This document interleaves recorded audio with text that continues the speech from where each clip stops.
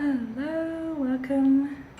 Sorry for my froggy type of recovery cold voice. I am recovering from a cold, but at least I'm really glad that I can speak again and make some videos again and reflect on what's happening here.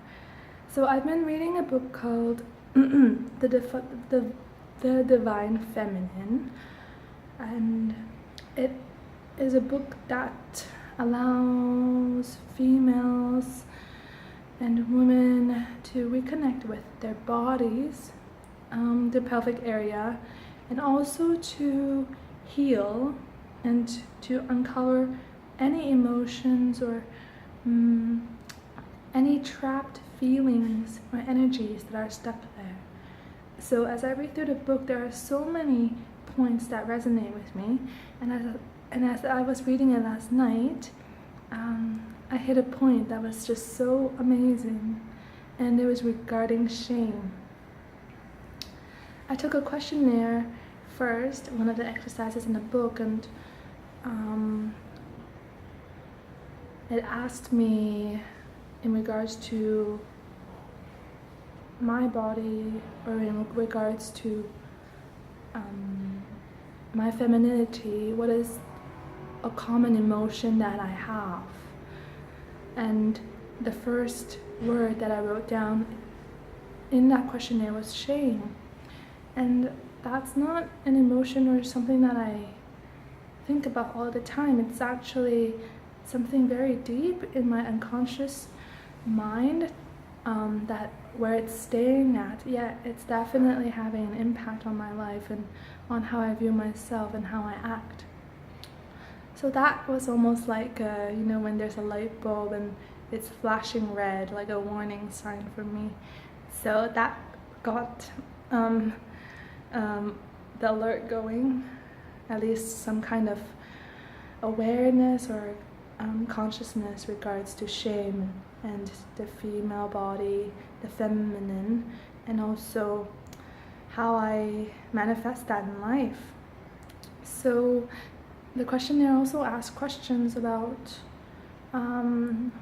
what is one emotion that you often suppress, or how are women in your family perceived, what is their main emotion.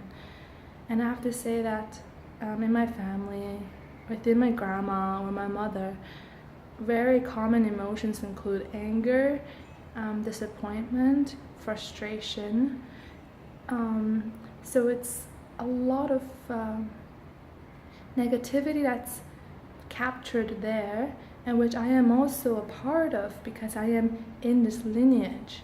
So it's something that kind of struck a chord with me, as in it is in my power now to change that and to shift my energy and to resolve any shame, any negative emotions that are captured within my female body, within my unconscious mind, and within my pelvic area.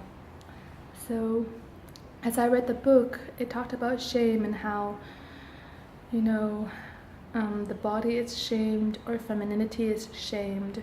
And since there's such a negative association with shame, it does not feel good, one also disassociates from their bodies and their aspects, such as femininity, completely. And I think that's something that happened with me because there was a lot of body shaming as I grew up. I feel very trapped between two worlds because, first of all, I was raised in Canada, so I'm exposed to Western culture, and with that, I'm considered very small. I'm 5'5", I'm like 5'5", or that's 167 in terms of centimeters and meters. But I was very small and not curvy as perceived in the West. Yet in the Chinese culture in Asia, I wear the largest shoes. Sometimes they don't even have the shoe size for me.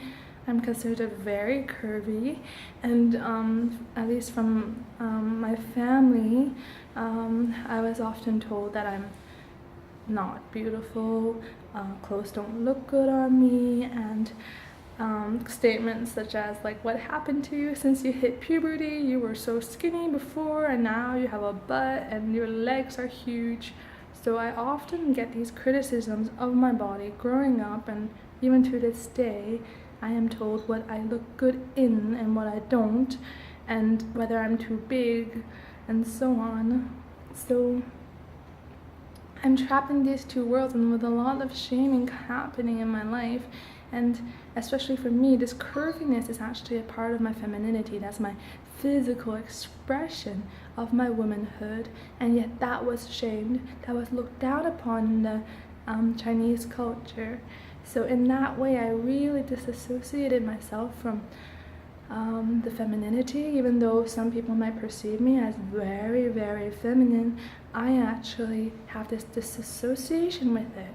So I can definitely relate to roles such as being girly or childish or funny or goofy, or just funny, but all these things are quite premature, like immature emotions that are not grown, because I thought that since puberty, my bodily changes that I saw as actually growth and full female embodiment, that was actually looked down upon.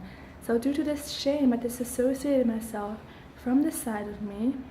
So now that it's like on my mind, it's conscious, and I'm aware of it, I'm going to do lots more of these exercises that are written in the book, The Wild Feminine, and step by step I'm going to peel away all these layers, whether that's trapped in my lineage through the female side, or whether it is through my conditioning, social conditioning, or any other mental blocks that are hindering me from living my wild feminine, my divine power.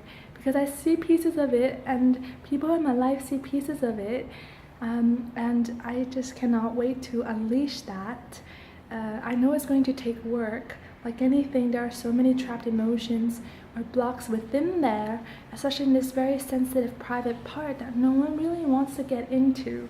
So even physically getting in there and trying to resolve and kind of take care of that area is already a very sensitive topic. So I can't wait to find myself and find my root again, to feel that strength and stability there. So I'm going to be on this journey, and I'll be documenting this more and more, because I find if I do release it completely, it's going to be mind-blowing. I'm going to be such a different person, because I can embody parts of me that I rejected before, which others rejected before. So now I can fully be that, all of me. So I'm going to be documenting this through my YouTube videos, and also on my closed Facebook group.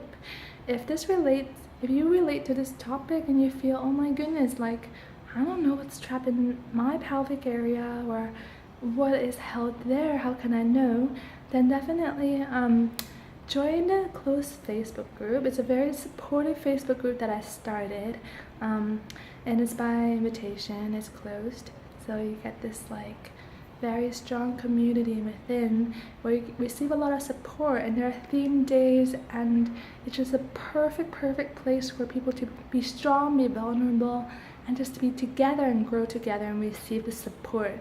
So if that's something for you and it's completely free, then just look down below in the description and you'll see the closed Facebook group link. Just go there, request for an invitation, and then I'll add you in, and let's just carry on the conversation from there.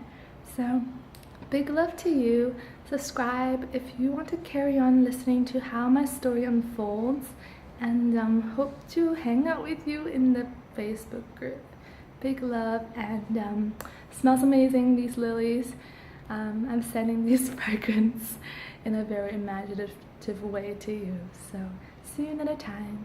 Ciao.